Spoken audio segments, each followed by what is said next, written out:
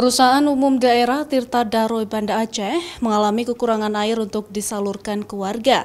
Penurunan air menurun mencapai 30 hingga 40% dibanding kondisi normal. Hal itu disebabkan rendahnya curah hujan di wilayah Kabupaten Aceh Besar dan Kota Banda Aceh sejak beberapa bulan terakhir, membuat debit air Krung Aceh semakin berkurang.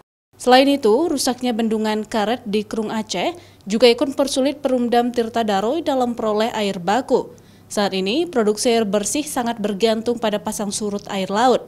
Saat kondisi air laut mulai naik, produksi air bersih bisa mencapai 600 liter per detik, namun jika kondisi air laut surut, produksi bisa mencapai 400 liter per detik. Kondisi sekarang yang kita lihat ini kondisi pasang naik, jadi airnya air rata-rata lah, tapi kualitasnya turun karena bercampur dengan air laut.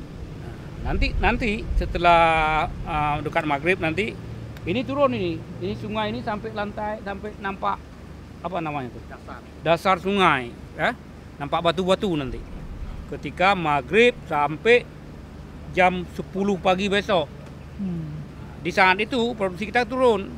Kalau di sini mungkin kita produksi antara 400, paling tinggi mungkin dapat 500 liter per detik. Hal tersebut berdampak terhadap distribusi air bersih kepada 54.000 pelanggan Tirta Daroy di Kota Banda Aceh. Kondisi ini terus terjadi hingga bulan September mendatang. Warga diminta untuk menghemat penggunaan air bersih, serta menggunakan tempat penampungan air untuk persediaan air saat produksi Tirta Daroy mulai berkurang. Syahril, Kompas TV, Banda Aceh.